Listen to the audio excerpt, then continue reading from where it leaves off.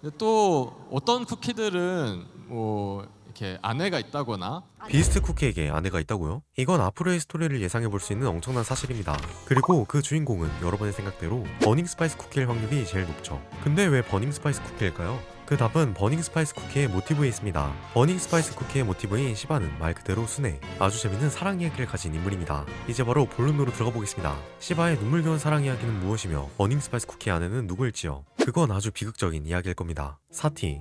사티는 대체 누구일까요? 우린 그 전에 시바에 대해 알아볼 필요가 있습니다. 시바는 힌두교에서 등장하는 파괴의 신입니다. 대표적으로 발로 무지 악마를 짓밟아 진리를 퍼뜨리는 묘사가 있죠. 그래서 이번 스토리에서 발이 등장하는 것이며 스테이지의 이름이 탐욕을 짓밟는 시바의 발인 것입니다. 그리고 이런 시바의 아내가 바로 사티. 사티는 신의 영혼을 지닌 인간입니다. 사티는 시바의 야성적이고 순수한 본질에 반해 결혼했죠. 그런데 여기서 문제는 그녀의 아버지였습니다. 그녀의 아버지 다크샤는 시바를 인정하지 못했죠. 그에게 있어 시바는 죄를 몸에 바르고 해골을 목에 두르고 명상에만 빠져 사는 품위 없는 수행자, 도저히 사위로 받아들이기에는 볼품없는 존재였던 것입니다. 그럼에도 사티는 시바와 결혼한 것이죠. 그리고 이는 끔찍한 결과를 낳았습니다. 이 선택이 사티의 죽음의 시작점이 되었기 때문입니다. 어느 날 다크샤는 모든 신과 성자들을 초대한 성대한 제사를 열었습니다. 하지만 그는 자신의 사위인 시바와 딸 사티만은 의도적으로 초대하지 않았죠. 사티는 가족인데 초대를 안 했을 리 없다, 깜빡했을 것이다 라며 시바의 만류에도 불구하고 홀로 아버지를 찾아갔습니다. 그러나 제사장에 도착한 사티를 기다린 것은 환영이 아닌 지독한 모욕이었죠. 다크샤는 수많은 신 앞에서 시바를 비천한 존재라고 비난하며 딸을 문전박대했습니다. 그에게 있어 딸과 시바의 결혼은 가문의 수치였던 셈이죠. 이에 사티는 자신 때문에 남편이 욕먹었다는 것에 분노했습니다. 그리고 그 분노의 화살은 자신에게도 향했죠. 바로 아버지로부터 태어난 자신의 육신이 더럽다고 느낀 것입니다. 그리고 사티는 이 더러운 몸으로 시바의 아내가 될 수 없다고 여기며 제사장에서 명상을 통해 스스로를 정화한다는 마음으로 불타죽게 됩니다. 이를 전해 들은 시바는 분노하며 우주를 전부 부술 기세로 폭주하게 되었죠. 여기까지가 시바의 아내 사티에 대한 이야기였습니다. 하지만 여기서 끝이 아니죠. 이후의 이야기에서 버닝 스파이스 쿠키의 아내가 재등장할 가능성을 엿볼 수 있으니 끝까지 시청해주세요. 시바는 많은 것을 파괴한 후에 히말라야의 카일라사산에서 명상하였습니다. 그리고 그의 옆에는 여신 파르바티가 있었죠. 그런데 이 여신은 놀랍게도 죽은 사티의 환생이었습니다.